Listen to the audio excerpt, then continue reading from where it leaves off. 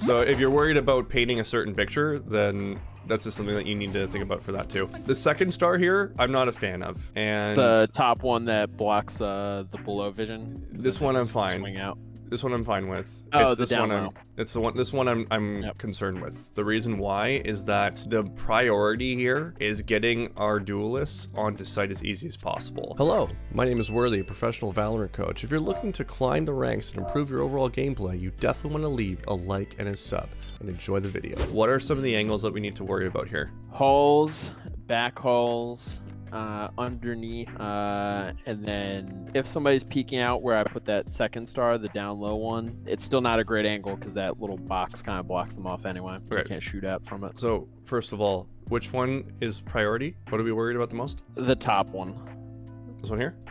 Yeah. Yeah. Holes. Yeah, holes would be priority, and then I would say up top. Yeah. Now, Holes here's is the the first place we get peeked from. Okay, so here's the discussion that you need to have with Jet. Jet, can you cloudburst this to cover it? Right? If they don't do that, then your priority now is you have to do something with it.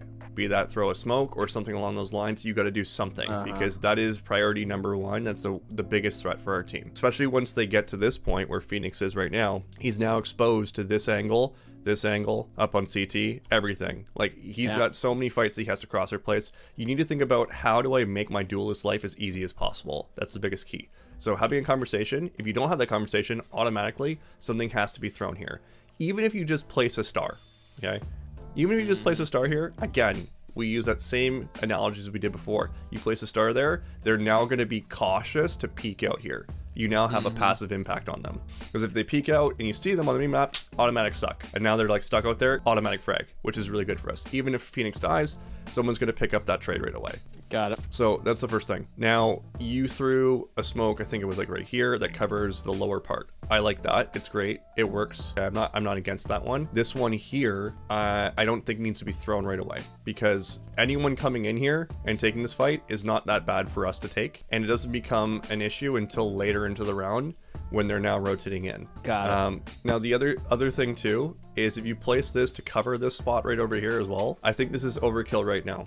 Because how often are you going to see someone fully rotated here at this point in the round? They're probably over here. So you probably have a few more seconds before that becomes a threat. So we're already on the site at this point by the time they peek in, right? So that's something to think about in terms of the timing of when you're throwing your smoke. It's not wrong to place those things down. I think it's like a default thing to do. It's just more of like, we need to visualize timings, right? So if we did a mental projection across the map, what are the most common setups you're going to see on Pearl? What do you think? One by double doors, one somewhere near Art, one on A, and then usually one in halls, and then the fifth person, usually it'll be a second person on B site, maybe up top. So maybe you'll see two. So this is one of them. So 2 1 1 1. Okay, so that's one setup you're going to see. Okay, so if you work under that assumption, that's great. Another one that you're going to see, 1 1 and 3. So 1 1 3. Okay, it's usually one of those two setups whenever you're playing diamond or even platinum. Usually, right? So knowing that, what you should do is go into a server and practice the timing for how long it takes for you to knife out and get all the way to this position. This area usually isn't a threat for a little while, especially on a pistol round where they don't know how you're going to play. So it's just something to think about as well. Okay, here is where we need to be thinking big picture. Okay, these guys are moving in. What kind of fights do they want to take with their guns? So with their gun, they want 1v1s ideally. They're probably gonna have stingers, maybe specters, might have a marshal, in which case like B might be dangerous. What kind of fights do we want to take? We want to have way more people to gunfight than them in close range. Exactly. So my team is about to go B, and they don't have a star or anything to help them. Yeah, so what can we do here in the situation? Definitely star that for them and smoke it so they can actually go across. All right. You see someone back halls. When you're against an eco, no one should go anywhere near back halls. Just plant for long and just like keep them away from that. That's where smokes coming in here would be an important piece. And the other thing that we need to talk about, once again, you're placing this smoke on the connector and you're doing it while you're watching your Reyna. Watch this. I know. I know. It screws my Reyna. I saw it. I don't think I say anything, but I definitely saw it, and I was just like, oh, this is bad for my Reyna. Like, I had two people split. Which I also think is troll to split like this.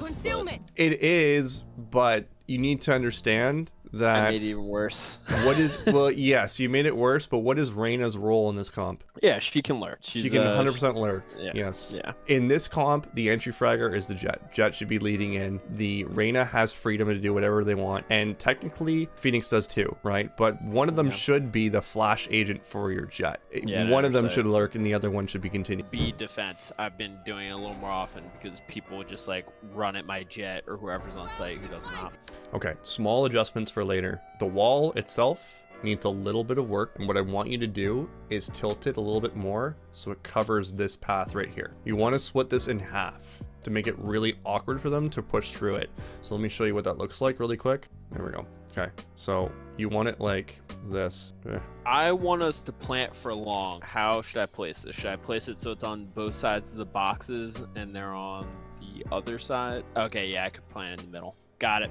Got it. You cut it in half like this so that they have to come out here and they're like against the wall and it's like really awkward for them. So it's really easy for us to shoot them. Other ways, we can throw this wall. I'm just gonna make it up because I don't play a lot of Astra here. That way we have a little bit more space on the bomb site. Yeah, this is not bad. Good. Like this, because now if they're coming from here, they have to worry about this section and then this section here. So it might slow them down on this spot. So this might be the best wall. Yeah. Yeah, this might be the best wall here.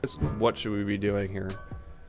Okay, so I like that you're now doing some sort of impact here. The only thing is that this is a hell of a ballsy Astral. You're not fully tucked right now, and you're completely open. You just killed someone towards double doors. How is everyone starting to move? Oh, they're all moving toward B. So this was one of those, like, I expected there to be someone that was coming toward me. I really wanted to wait to kill them, but I was like, I can't troll my team by not using my util to help them. So I was like, let me try to throw out this star real fast. And that's fine. That's why I think you saw me flit around a little bit more. Okay, give yourself a chance to live. Look I how exposed you are. I'm not tucked. Yes, you just need to be more tucked to the right, and then they might not even look at you right now because they're thinking, "Oh my God, if I run really quick, I can flank them." They might not even check. And look, you can even hear them rotating. Here they are. Perfect. Okay, don't kill this first guy unless they look at you. Okay. I need help. Don't kill him because maybe there's another one. Right? Give yourself a second. Just keep your crosshair on them. Take a second and then shoot them. Oh, shit, I'm dead. There could have been another one. Okay. This is a bold run out. Exactly.